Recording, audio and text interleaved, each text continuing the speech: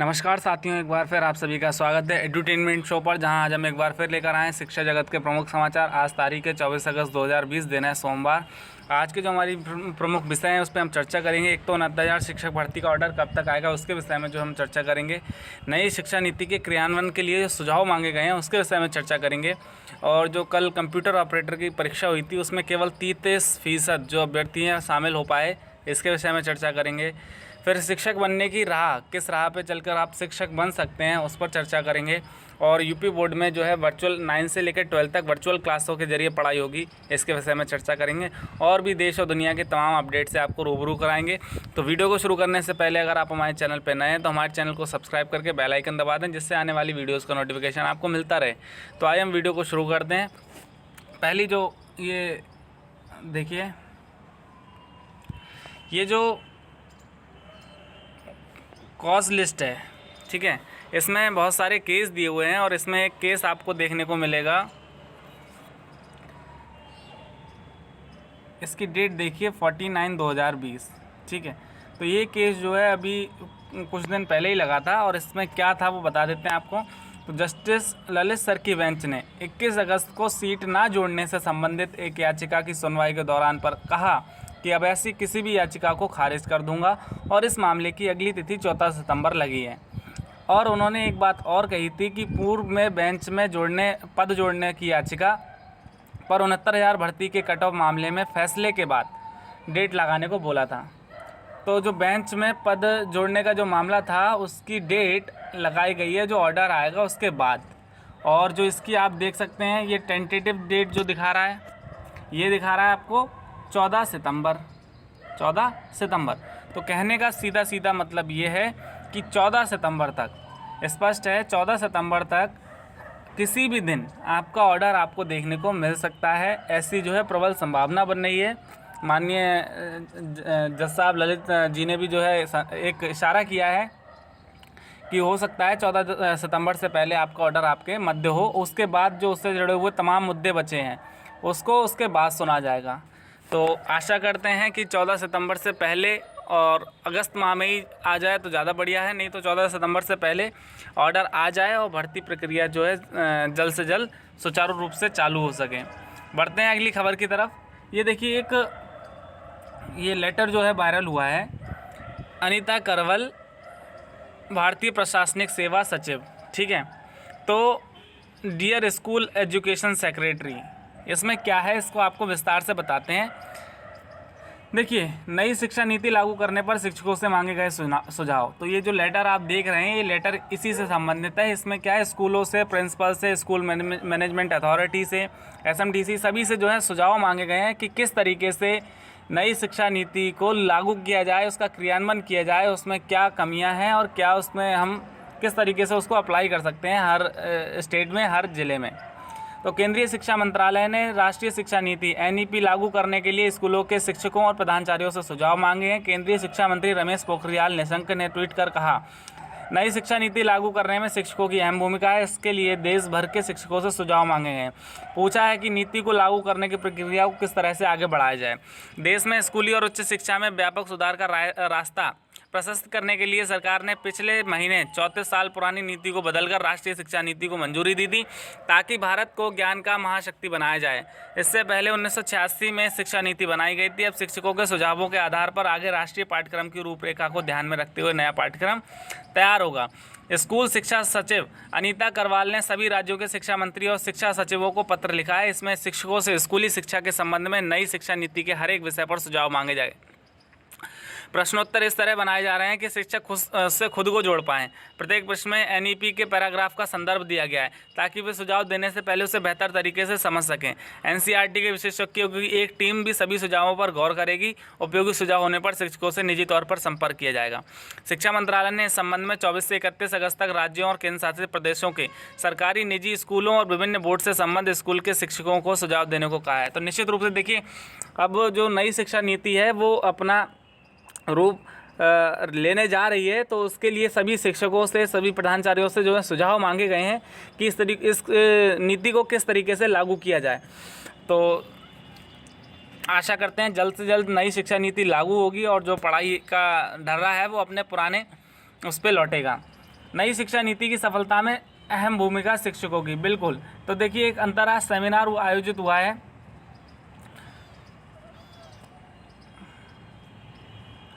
तो इलाहाबाद विश्वविद्यालय महाविद्यालय शिक्षक संघ ऑक्टा और संज्ञार्थम शोध संस्थान की ओर से राष्ट्रीय शिक्षा नीति पर 2 दिनी अंतर्राष्ट्रीय सेमिनार का रविवार को समापन हुआ। समापन सत्र में दिल्ली विश्वविद्यालय के पूर्व कुलपति प्रोफेसर दिनेश सिंह ने कहा कि नई शिक्षा नीति में बहुत सारे ऐसे प्रावधान हैं जो काफ़ी प्रोग्रेसिव हैं। इस नीति को सफल करने में सबसे बड़ी जिम्मेदारी शिक्षकों की होगी। तो निश्चित रूप से जो नई शिक्षा नीति है उसको प्रभावी ढंग से लागू करने के लिए सबसे ज़्यादा जो महत्वपूर्ण भूमिका है वो शिक्षकों की रहेगी, क्योंकि शिक्षकों का छात्रों के और अभिभावकों के साथ सीधा संबंध होता है। देखिए प्रधानाचार्य हो गया और स्कूल मैनेजमेंट कमेटी हो गई, इनका उतना सीधा संबंध नहीं हो पाता जितना शिक्षक जो है बच्चों के साथ और अभिभावकों के साथ डायरेक्ट जुड़ा हुआ होता है। तो उसको नई शिक्षा नीति को प्रभावी ढंग से लागू करने के लिए सबसे ज़्यादा भूमिका जो है शिक्षक की है। बढ़ते हैं अगली खबर की तरफ। 33% अभ्यर्थी कंप्यूटर सहायक परीक्षा में शामिल। देखिए बहुत बड़ी खबर आ रही है कि 33% संख्या जो है बहुत कम हो गई। तो इसका जो मुख्य कारण है वो है कोरोना। तो उत्तर प्रदेश लोक सेवा आयोग की कंप्यूटर सहायक परीक्षा 2019 परीक्षा रविवार को 54 केंद्रों में आयोजित हुई। प्रयागराज में 18 और लखनऊ के 36 केंद्रों में परीक्षा कराएगी। परीक्षा के प्रति अभ्यर्थियों में अपेक्षा से कम उत्साह रहा। इसमें मात्र 33% अभ्यर्थी शामिल हुए। उक्त भर्ती में 26,094 अभ्यर्थियों ने आवेदन किया था, जबकि परीक्षा में 8,595 अभ्यर्थी शामिल हुए। हर केंद्र में परीक्षा शांतिपूर्ण संपन्न हुई है। तो पहले परीक्षा 5 अप्रैल को होनी थी, लेकिन कोरोना संक्रमण के चलते लॉकडाउन घोषित होने से तय तारीख पर परीक्षा स्थगित करनी पड़ी। जून में आयोग ने संशोधित कैलेंडर जारी करके 23 अगस्त को परीक्षा कराने का निर्णय लिया। इसके तहत रविवार को दोपहर 12 से 1:30 बजे तक परीक्षा आयोजित हुई। कोरोना संक्रमण के मद्देनजर अभ्यर्थियों को फेस मास्क लगाकर परीक्षा में शामिल किया गया। साथ ही उन्हें 15 मिनट देर तक कक्ष में प्रवेश मिला। तो आयोग परीक्षा जो शांतिपूर्ण संपन्न हो गई। तो देखिए बहुत कम संख्या जो है पहुँची और अभ्यर्थी जो है कोरोना की डर के संक्रमण की डर की वजह से परीक्षा में शामिल नहीं हो रहे हैं। आपने देखा होगा बीईओ में भी 44% अभ्यर्थी मात्र शामिल हुए थे, और इसी तरीके से जो कंप्यूटर ऑपरेटर है इसमें भी बहुत कम संख्या देखने को मिली है, 33% मिली है। तो देखते हैं आगे आगामी जो परीक्षाएं हैं उसमें कैसी संख्या रहती है। बाकी कोरोना जो है जल्द से जल्द ख़त्म हो ऐसी हम आशा करते हैं। देखिए ये खबर आ रही है दिल्ली से। तो दिल्ली के सरकारी स्कूलों में स्मार्ट टीवी से होगी पढ़ाई। तो देखिए बहुत बढ़िया खबर आ रही है। देखिए कोरोना में इस समय जो पढ़ाई इस समय बच्चों की बहुत ज़्यादा बाधित हो चुकी है, तो उसको सुचारू ढंग से चलाने के लिए सभी बोर्ड, स्टेट बोर्ड और सेंट्रल बोर्ड सभी जो है अपनी कवायद पूरी कर चुके हैं। जैसे यूपी बोर्ड ने वर्चुअल क्लास शुरू करने की योजना बनाई है, वैसे ही दिल्ली के जो सरकारी स्कूल है वहाँ पे स्मार्ट टीवी से पढ़ाई करने की योजना बनाई जा रही है। दिल्ली सरकार के स्कूलों में नर्सरी और प्राइमरी कक्षाओं के बच्चे स्मार्ट टीवी और अन्य डिवाइस से वर्चुअल पढ़ाई करते नजर आएंगे। सरकार ने सभी कक्षाओं को कनेक्टेड क्लासरूम में परिवर्तित करने की योजना तैयार की है। चरणबद्ध तरीके से शुरुआत होगी और अगले 4 वर्षों में से पूरा कर लिया जाएगा। विद्यार्थियों में विज्ञान व प्रौद्योगिकी की बेहतर समझ विकसित करने के लिए एक विश्व स्तरीय साइंस संग्रहालय स्थापित किया जाएगा। तो स्कूल में देखिए जो स्मार्ट टीवी से बच्चों को साइंस और टेक्नोलॉजी से जोड़ा जाएगा और उसकी भी पढ़ाई जो है प्राथमिक कक्षाओं से कराई जाएगी। और बाकी इसमें math, physics, chemistry theme based पढ़ाई कराने पर काम भी कर रही है सरकार। तो ये जो है आगामी 2 से 3-4 वर्षों में आपको पूरी व्यवस्था जो है देखने को मिल सकती है, जिसकी शुरुआत अभी की जा रही है। तो बहुत सराहनीय प्रशंसनीय कदम है सरकार का। ये देखिए एक खबर आ रही है, बेसिक शिक्षा से मिशन प्रेरणा के 1 वर्ष पूरे, नहीं मिले ARP। तो बेसिक शिक्षा विभाग में मिशन प्रेरणा शुरू हुए लगभग 1 वर्ष होने को है। अब तक प्रयागराज में निर्धारित ARP एकेडमिक रिसोर्स पर्सन की नियुक्ति प्रक्रिया पूरी नहीं हो सकी। जिले में 105 ARP का चयन किया जाना था, अब तक मात्र 86 चयनित हो सके हैं। 19 ARP के चयन के लिए आवेदन मांगे गए हैं। इसके लिए आखिरी तारीख 7 सितंबर तय की गई है। DG स्कूल एजुकेशन ने अपने पत्र में कहा, कायाकल्प मानव संपदा NISTHA के तहत शिक्षक प्रशिक्षण ARP के रूप में एकेडमिक्स लीडर्स का चयन जैसे कई महत्वपूर्ण कार्य हुए हैं। राज्य स्तर से 1-2 महीने में चरणबद्ध ढंग से शैक्षणिक सामग्री कक्षाओं के लिए उपलब्ध कराई जाएगी। इससे पठन पाठन की तस्वीर जन सामान्य को भी बदली हुई नज़र आएगी। तो देखिए निश्चित रूप से जो है स्तर और स्वरूप जो है बदला है पढ़ाई का, शिक्षा का, बेसिक शिक्षा का। और नई शिक्षा नीति लागू होने के बाद ये और भी ज़्यादा परिवर्तित हो जाएगा। बस ज़रूरत है इसके प्रभावी ढंग से क्रियान्वयन करने की। तो जो सरकार है वो भी और जो प्रशासनिक आला अधिकारी हैं वो भी अगर मिलकर और बेहतरीन ढंग से काम करेंगे तो बहुत बढ़िया इसका जो है परिणाम देखने को मिल सकता है। और सभी ज़िलों में और सभी पूरे राज्य में जो है नई शिक्षा नीति को लागू करके जो शिक्षा का स्तर है उसको सुधारा जा सकता है। और जो टीचरों की कमी है वो भी आपको जल्द पूरी देखने को मिल सकती है। देखिए मतलब यार शिक्षक भर्ती गतिमान है और आगामी एक शिक्षक भर्ती जो है आपको वो भी जल्द देखने को मिल सकती है।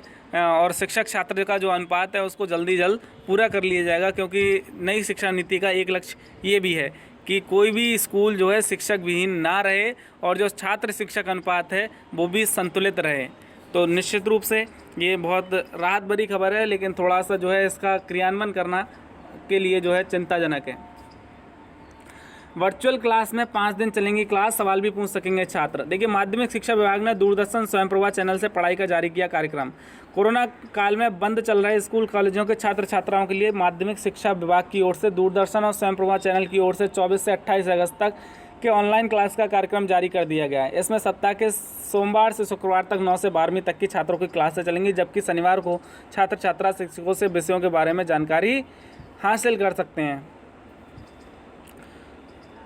देखिए सुबह 11 से 6:30 बजे तक चलेंगी क्लास। दूरदर्शन उत्तर प्रदेश पर चलने वाली क्लास सुबह 11 से 6:30 बजे तक होगी। इसमें यूपी बोर्ड के 10वीं के विद्यार्थियों के लिए 1:30 बजे से 6:30 बजे तक, 12वीं के विद्यार्थियों के लिए 1 बजे से 6 बजे तक आधे घंटे की क्लास चलेगी। जिला विद्यालय निरीक्षक ने बताया इसमें कक्षा 9 के लिए 11 से 12 के बीच में आधे घंटे की 2 क्लास और 11वीं के लिए 11:30 से 1 के तक के आधे घंटे की 3 क्लास होंगी। देखिए जो पढ़ाई है इसमें कोरोना में स्कूल खुलना तो जल्दबाजी होगा और अब अभिभावक भी अभी इतने जल्दी स्कूलों में बच्चों को नहीं भेजेंगे, तो बच्चों की पढ़ाई और बच्चों के हित जो है प्रभावित ना हो, तो इसके लिए सरकार ने अपनी जो तैयारी है पूरी कर ली है और वर्चुअल क्लास के ज़रिए पढ़ाई शुरू करने की योजना बनाई है। वर्चुअल क्लास में जो है 9 से लेकर 12 तक सभी बच्चों के सभी विषयों की क्लासें चलेंगी। आधा घंटे की क्लासें रहेंगी और दूरदर्शन जैसे चैनल पे निःशुल्क जो मतलब आपको देखने को हर टीवी पे मिल सकता है उस पर आपकी क्लासें चलेंगी। और तो बच्चों की पढ़ाई प्रभावित ना हो। देखिए परीक्षाएं जो है अपने नियत समय पर ही होंगी। फरवरी या मार्च में बोर्ड एग्ज़ाम होने हैं और 9th और 11th भी फाउंडेशन क्लासेस हैं, तो इनकी पढ़ाई चलना जो है बहुत ज़रूरी है। उस बाकी जो छोटी कक्षाएँ हैं उनके लिए भी योजनाएँ बन रही हैं, तो जल्द वो भी योजनाएँ जो हैं आपको साकार रूप में देखने को मिल सकती हैं। अगली खबर आ रही है हमारी असिस्टेंट प्रोफेसर के अभ्यर्थियों की काउंसलिंग कल से। देखिए सब पिछले कई दिनों से खबर ये चल रही है कि 25 अगस्त से जो है समाजशास्त्र के असिस्टेंट प्रोफेसर की काउंसलिंग होनी है। तो प्रदेश के अशासकीय सहायता प्राप्त एडेड डिग्री कॉलेजों के लिए असिस्टेंट प्रोफेसर समाजशास्त्र विषय के चयनित अभ्यर्थियों की काउंसलिंग मंगलवार से होगी। इसके लिए उच्च शिक्षा निदेशालय सोमवार 24 अगस्त को डाटा लॉक कर देगा, जबकि 25 से 28 अगस्त तक अभ्यर्थी अपने पसंदीदा कॉलेज का विकल्प भर सकेंगे। डाटा प्रोसेसिंग 29, 30, 31 अगस्त को किया जाएगा। काउंसलिंग के अंतिम दिन यानी 31 अगस्त को सारी प्रक्रिया पूरी करके चयनितों को नियुक्ति पत्र जारी किया जाएगा। उत्तर प्रदेश उच्चतर शिक्षा सेवा आयोग ने विज्ञापन संख्या 47 के तहत 35 विषयों में असिस्टेंट प्रोफेसर के 1150 पदों में भर्ती निकाली थी। अभी तक 33 विषयों के चयनितों को नियुक्ति मिल चुकी है। तो बहुत बधाई के पात्र हैं ये सभी अभ्यर्थी जिनको जो है नियुक्ति मिलने वाली है और जल्द से जल्द उनको नियुक्ति मिले और जो भी अभ्यर्थी शेष हैं उनको भी जल्द से जल्द नियुक्ति मिले, ऐसी हम आशा करते हैं। अगला ये देखिए पकड़े गए हैं कि ये मुन्ना भाई कोचिंग पढ़ाते पढ़ाते मास्टर साहब करवाने लगे परीक्षा में धांधली। तो देखिए ये जो है बहुत चिंताजनक खबर है। ये ना केवल शासन प्रशासन के लिए बल्कि उन अभ्यर्थियों के लिए भी चिंता का सबब है जो मेहनत करके परीक्षा में शामिल होते हैं और इन नकल खोरों की वजह से परीक्षा में उत्तीर्ण होने से रह जाते हैं। आप हर परीक्षा देख लीजिए, उसमें सॉल्वर गैंग, नकल माफिया, शिक्षा माफिया जैसे बहुत सारे लोग जो हैं जुड़े हुए मिलते हैं, तो इन पे लगाम कसना जो है बहुत ज़रूरी है। डीएवी इंटर कॉलेज का सामाजिक विज्ञान का शिक्षक राम किंकर सिंह प्रतियोगी परीक्षा की तैयारी करने वाले अभ्यर्थियों को कोचिंग पढ़ाता था। इसी बीच उसकी मुलाकात सॉल्वर गैंग के सदस्यों से हुई, तो उसने सोचा कि कम समय में अच्छा पैसा कमाने का अच्छा अवसर है। इसके साथ ही वह सिपाही भर्ती परीक्षा 2018 में धांधली में लग गया। राम किंकर पर पुलिस की ओर से 15,000 का इनाम घोषित था। रविवार को पुलिस ने चौबेपुर के धौरारा के मूल निवासी और मां शारदा नगर कॉलोनी पढ़िया में रहने वाले राम किंकर सिंह को गिरफ्तार कर खुलासा किया। अभ्यर्थियों से पैसा लेकर बांट लेते थे। देखिए पूरा इनका एक गिरोह होता है। देखिए अकेला आदमी और 1-2 लोगों का ये काम नहीं है, इसमें जो है पूरा गिरोह लगता है और सभी एक प्री प्लान्ड और सुनियोजित तरीके से इन सब कामों को अंजाम दिया जाता है, जिसमें नीचे से लेकर अभ्यर्थी से लेकर ऊपर तक, मतलब ऊपर से कहने का मतलब ये टीचर, सॉल्वर गैंग, और जहाँ से पेपर आउट होता है या जहाँ पे वो सॉल्वर मिलता है वहाँ सभी जो है उसमें लिप्त पाए जाते हैं। तो इनका जो पूरा गिरोह होता है उसके सरगना को पकड़ना बहुत ज़रूरी है, और जिससे आगे ऐसी वारदातें ना हों और जो अभ्यर्थी मेहनत करने वाले हैं उनके भविष्य के साथ खिलवाड़ ना हो सके। अब देखिए हम बात करते हैं शिक्षक बनने की चाह ऐसे मिलेगी राह। तो क्या है प्रोसेस, थोड़ा सा हम बता देते हैं। आज लेख निकला था अखबार में, तो भारतीय समाज में शिक्षक का स्थान श्रेष्ठ बताया गया है। कबीर ने तो इसे ईश्वर से भी अधिक सम्मानीय कहा है, और इसके पीछे जो कारण नजर आता है वह शिक्षक का समाज और देश के प्रति कर्तव्य के लिए उनका समर्पण और त्याग है। शिक्षक समाज को नई दिशा देता है और लोगों को संगठित कर देश को की एकता और अखंडता के महानतम कार्य में अपनी भागीदारी निभाता है। और शायद इसीलिए नोबेल पुरस्कार पाने वाले पहले भारतीय कवि रविन्द्रनाथ ठाकुर ने कहा था, शिक्षक एक मोमबत्ती के समान है जो खुद जलकर दूसरों के लिए रोशनी पैदा करता है।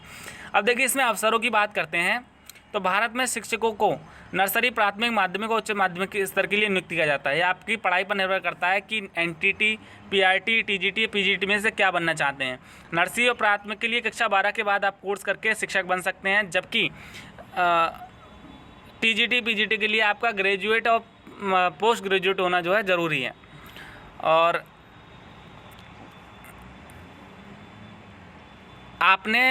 यदि आपने 12वीं परीक्षा 50% या अधिक अंकों से पास की है तो इसके बाद आपको 2 वर्षीय शिक्षक ट्रेनिंग कोर्स, डीएड या जेबीटी कोर्स करना आवश्यक होता है। इसके बाद सीबीएसई द्वारा आयोजित सीटेट परीक्षा पास करनी होगी, तब आप योग्य शिक्षक इसके योग्य बन पाएंगे।